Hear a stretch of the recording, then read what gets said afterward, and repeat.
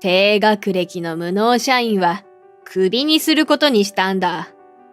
生贄、お疲れ様です。18年間会社に勤めてきた俺を唐突に解雇し、ケラケラと笑い転げる社長親子。高卒の俺を雇ってくれたこと、18年この会社で俺を育ててくれたことに関しては、今でも感謝している。その恩があるからこそ、俺はこんな態度の社長にも尽くしてきたのだ。しかし、こんな仕打ちをするのなら、話は別だ。これからのことを決意して、ぐっと拳を握りしめる。そちらがその気なら、俺にだって考えがあったのだ。俺の名前は富田雄一。ある電化製品会社の企画部に所属している36歳だ。俺は小さい頃、母子家庭で育った。どうやら親父は母が妊娠中にどこかへ逃げてしまったらしい。そんな相手の子供を産むことに母の両親は猛反対。しかし母はそんな反対を押し切り、俺を産むことを選んでくれた。その結果、母は両親から感動されてしまった。それでも母はお金のない中、必死になって女手一つで俺を育ててくれた。もちろん、生活は裕福とは言えなかった。小さい頃は事情がわからず、おもちゃが欲しいとダダをこねて母を困らせたこともある。その度に眉を寄せ、申し訳なさそうに謝ってきた母のことを今でもよく覚えている。そして母の苦労を理解できるようになった俺は、高校を卒業して就職することを選んだ。大学に通うようなお金がなかったことも理由の一つだが、それ以上に俺は母に楽をさせてやりたかったのだ。今度は俺がお金を稼いで母を養っていこう。そう決意し、高校卒業と同時に入社した会社で働き続け、気づけばもう18年。それなりにキャリアを積んできたし、母にも十分楽をさせてあげられるようになったと思う。しかし、そんな生活の中、俺はある不満を感じていたのだった。ある日の定時間際、オフィスに一本の電話が鳴り響いた。急いで受話するが、途端に耳に入ってくる営業の話に顔をしかめる。どうやら、うちの会社にウォーターサーバーを売りつけたいらしい。申し訳ありません。うちは間に合ってまして。なんとか穏便に済ませようと、やんわりと断ってみる。しかし、そんな態度を舐められてしまったのか、相手の営業トークはどんどんヒートアップしてしまう。富田、お前、また無駄な電話を。どうしようかと困り果てていたその時、突然怒号が飛んでくる。はっとして顔を上げると同時に、受話器をひったくられてしまった。隣に立っていたのは、恰幅のいい男性。他でもない、うちの会社の社長だった。先ほどの土星はどこへやら、社長は受話器を耳に当てるなり、人の良さそうな声を出した。ウォーターサーバーなら、増田電機の工場が欲しがってましてね。そちらでしたら契約していただけると思いますよ。社長のその言葉を聞いて、俺は眉を潜める。増田電機というのは、うちのライバル会社のことだ。もちろん、増田電機がウォーターサーバーを欲しがっているはずもない。増田電機の町工場が近所にあること、そして増田電機が倒産寸前なこともあり、社長はこうして時々面白がって嫌がらせを仕掛けるのだ。他にも社長は大きな売り上げにつながらないコストのかかる面倒な仕事も増田電機に丸投げしていた。倒産寸前だからと、社長は増田電機に対して何をやってもいいと思っているらしい。まったく、このくらい断れねえのか、お前は。電話を切ると、社長はぎろりと俺を睨みつけてくる。こわもてで迫力のあるその顔に少し気をされつつ、俺は恐る恐る口を開く。断っていただいてありがとうございました。しかし社長、そういったやり方はいかがなものかと。増田電機は面倒ごとのゴミ箱だっつってんだろ。うちみたいな大企業は仕事選ばなきゃやってられねえからな。しかし、そんな俺の言葉をピシャリと跳ねのけ、社長は一層強く俺のことを睨みつけてきた。そう、俺が会社に持っている不満。それは、この社長の増田電機に対する態度だった。いくらライバル会社だからといって、こんなやり方をしていたら、きっといつか罰が当たる。そもそもこんな嫌がらせをしなくとも、うちは十分に利益を出せているはずなのに。俺はどうしても社長の態度が許せず、毎回見かけるたびに、こうして社長を咎めていた。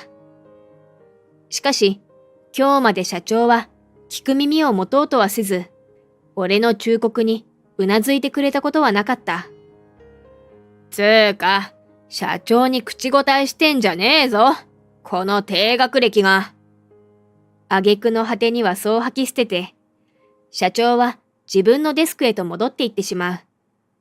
そんな社長の態度に肩を落としつつ、俺は帰路についた。うちの会社はかなり大手の企業だ。経営者としてのプレッシャーが大きいことは想像に難くない。しかし、だからといって、わざわざ他社を潰しにかかることはないだろうに。しかもよりによって、目をつけているのは増田電機だ。家に向かいつつ、悶々と考えながら、俺は唇を噛みしめる。普段の俺は、営業の電話も断ることのできない、奥手な性格だ。そんな俺が、社長に歯向かってまで、増田電機を放っておけずにいるのには、ある大きな理由があった。あれ？雄一じゃないか？その時、急に後ろから名前を呼ばれた。聞き覚えのあるしゃがれ気味の声に、はっとして振り返る。たけしさん？やっぱり雄一か。久しぶりだな。そこに立っていたのは、作業着を着た男性、たけしさんだった。たけしさんとの出会いは、俺が小学生の時のことだった。実は当時、俺は貧しさを理由に学校でいじめられていた。もともと引っ込み思案な性格の俺は言い返すこともできず、ましてや母に相談できるわけもなかった。そんな自分の不甲斐なさによく泣きながら家に帰っていたのだ。そして泣いていた俺を見つけてくれたのが他でもないたけしさんだったのだ。どうした坊主。なんで泣いているんだ？泣いている俺を見て、たけしさんはそう声をかけて、ココアを買ってくれた。はつらつとしたたけしさんの笑顔に、ひどく安心したことを覚えている。たけしさんは、それからじっくりと、俺の話を聞いてくれた。学校でいじめられていること、家が貧しく、母には相談できないこと。数分後、話を聞き終えたたけしさんは、一つうなずき、俺の頭を撫でた。お前、これまで一人で、よく頑張ってきたな。あの時かけられた言葉と、頭に乗った大きな手のことを、俺は一生忘れないだろう。たけしさんの一言で、一人ぼっちだったあの時の俺は、心から救われたのだ。それからたけしさんは、俺をだだっ広い空き地に連れて行き、タコを持ってきてくれた。今時の子は、こういうので遊んだことねえだろ。金がなくとも、案外楽しめるもんさ。たけしさんはそう言って、俺に凧揚げを教えてくれたのだ。まだ若干、涙のにじむ視界で見上げた凧と青空は、俺が今まで見てきたものの中で一番美しかった。その後、俺とたけしさんはたびたび話をする仲になった。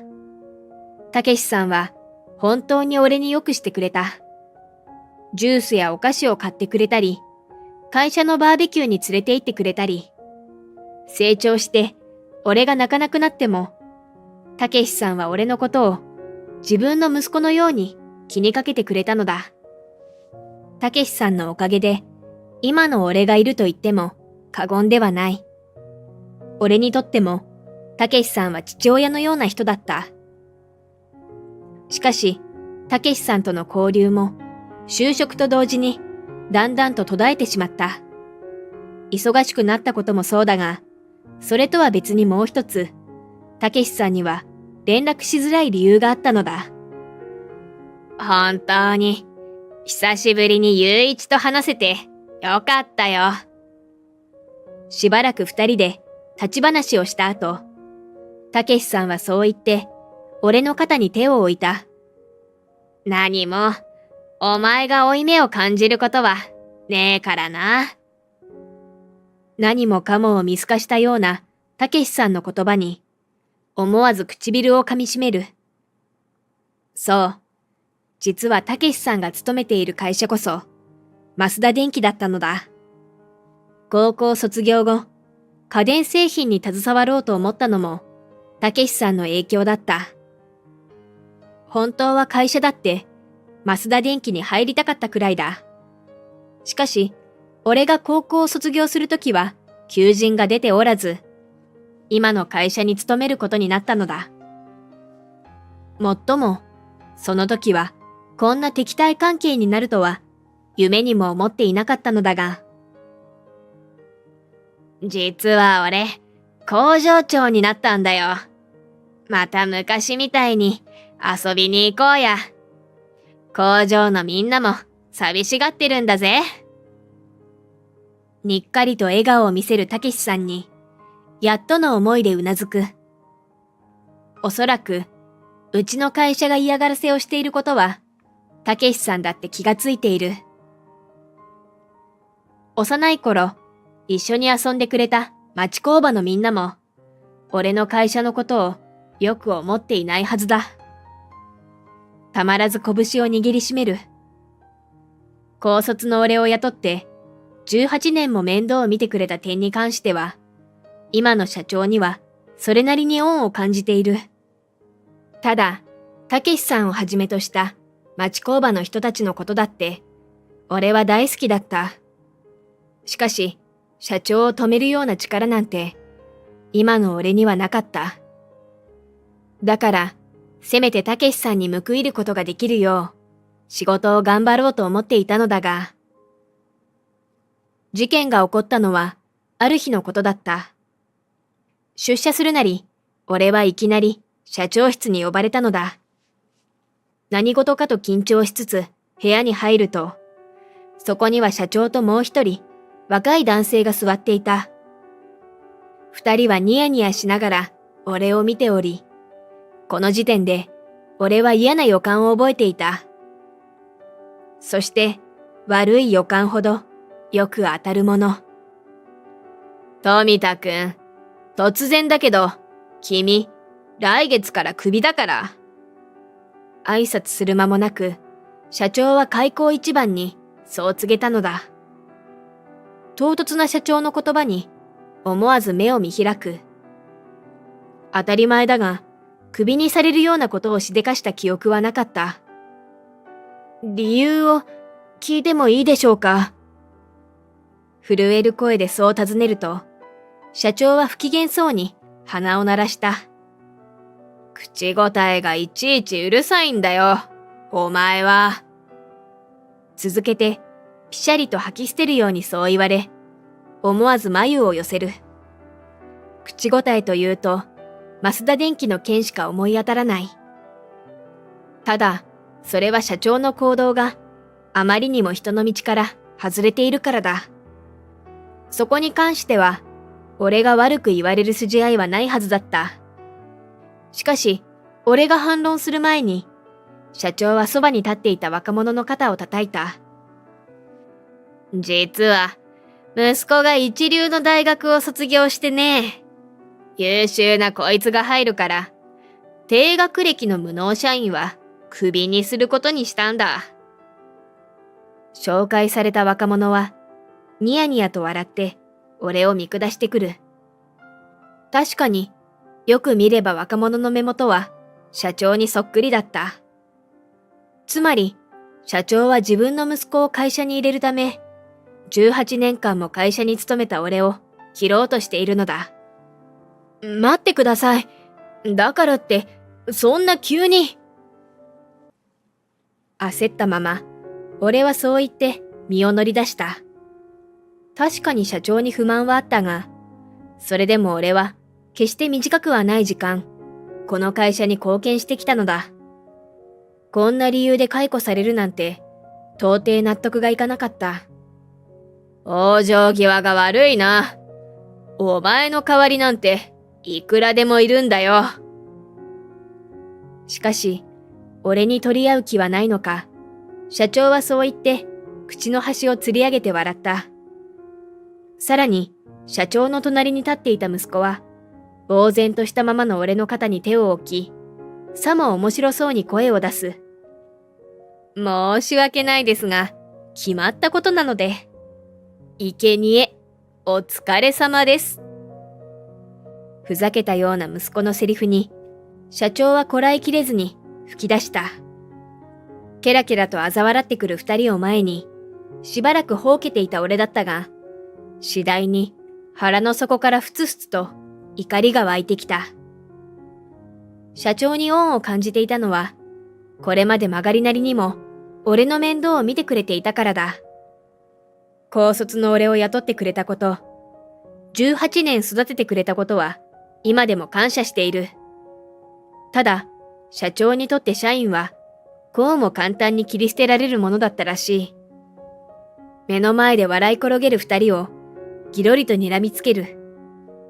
これまでの恩があるからこそ、俺はこんな態度の社長にも尽くしてきたのだ。しかし、こんな仕打ちをするのなら話は別だ。そちらがその気なら、俺にだって考えがあった。わかりました。ただ、覚悟してくださいね。はぁ？何言ってんだ？最後まで負け惜しみだけは一丁前だな。社長とその息子は、そんな俺の言葉に取り合わず、またケラケラと俺をバカにして笑ったのだった。そして、社長から呼び出されて1ヶ月後、俺は宣言通り会社をクビになった。今は新しい会社に勤めて3ヶ月になる。一時はどうなることかと思ったが、前の会社よりは随分楽しくやれている。今日も作業着で忙しく動き回っていた。その時だった。ゆういち、なんかお前に用がある奴が来てるぞ。不意に工場長であるたけしさんが険しい顔で俺を呼びに来た。なんとなく状況を察して、俺は備え付けの簡単な応接前と足を運ぶ。そう、俺の再就職先は他でもない、増田電機の町工場だったのだ。クビになることが分かってすぐに、俺はたけしさんに町工場に就職したいと申し出た。経営が怪しくなっていたこともあって、最初こそたけしさんは俺を雇うことに消極的だった。しかし、そんなたけしさんに、俺はある提案を持ちかけたのだ。たけしさんと一緒に応接間に入ると、あの日と同じように、イライラした様子の社長がソファーにふんぞり返っていた。そして、俺の姿を見るなり、社長は顔を真っ赤にして、口を開く。お前、どういうつもりであんなことしたんだ？いきなり響いてくる怒声に、眉を潜める。社長が怒っている理由は、だいたい見当がついている。あんなこととは？とぼけるんじゃねえぞ。この特許、お前のもんって本当か？わざとはぐらかしてみれば、社長はカッと怒鳴り声を上げ、俺の前にスマホを差し出した。社長が見せてきたのは、この会社、増田電機のホームページだった。そしてそこには、俺が開発したドライヤーの写真が大きく掲載されていた。たけしさんに提案した俺の秘策。それはドライヤーにある性能を組み込むことだった。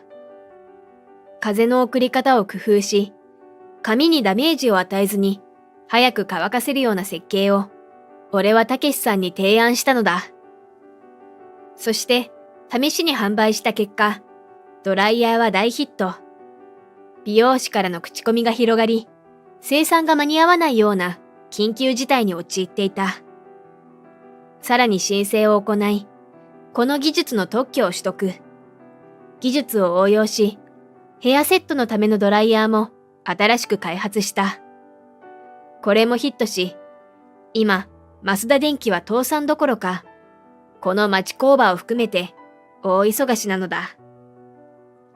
お前はもともとうちの社員だったろ？なんでその時に言わなかった？これは不正だろ。感情のまま大声でまくし立てる社長に対し、俺は冷静に言葉を返す。俺は確認しましたよ。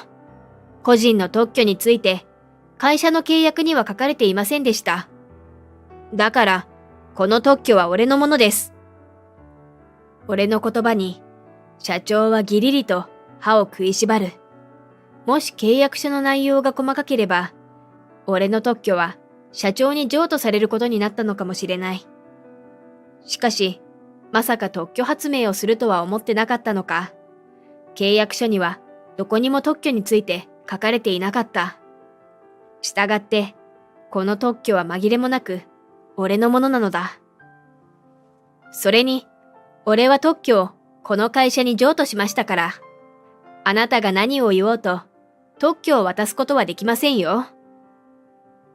まだ何か言いたそうな社長に対し、俺は追い打ちをかけるようにそう説明する。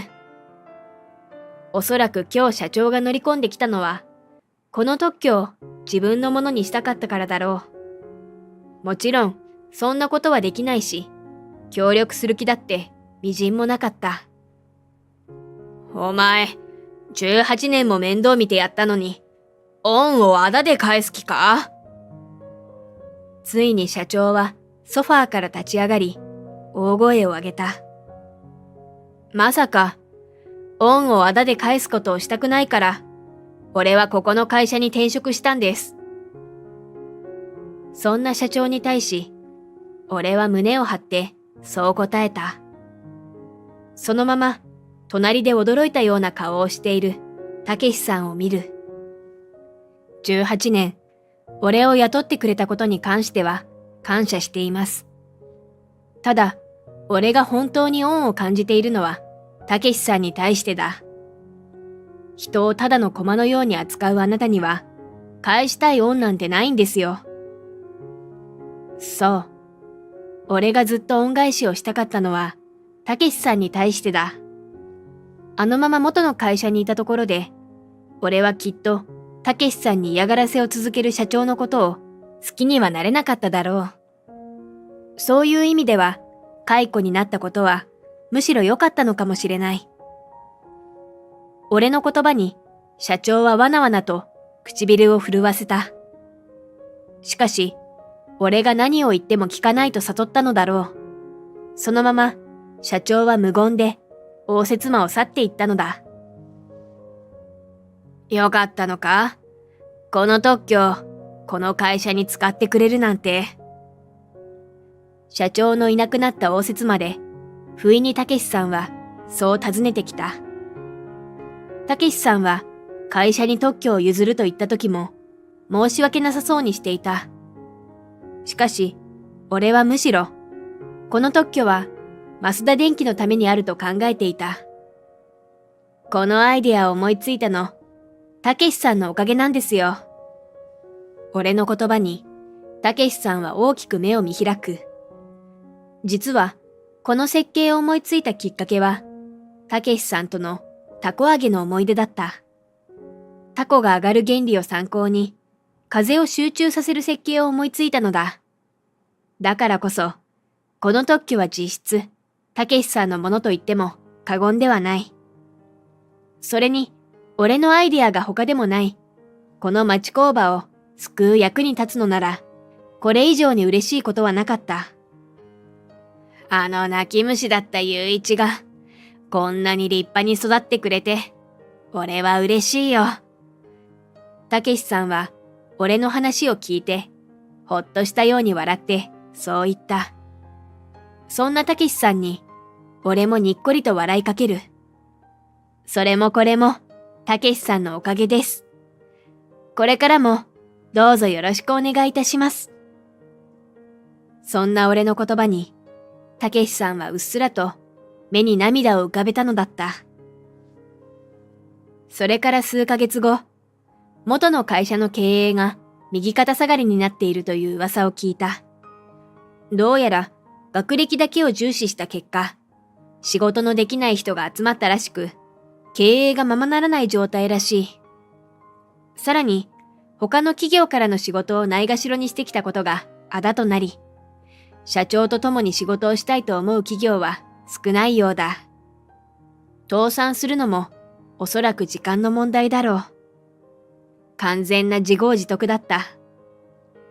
一方、増田電機はドライヤーが売れたことで倒産の危機から脱却。さらに、これまでどんな仕事でも丁寧にこなしてきたことが評価され、どんどんと仕事が舞い込んでくるようになっていた。完全に形勢が逆転したのだ。俺は今日も町工場でたけしさんと一緒に働いている。小さい頃、俺の心の拠り所になってくれたたけしさん。そして、町工場の人たち。そんな優しいみんなの笑顔を今度こそ守っていきたいと、俺は強く思うのだ。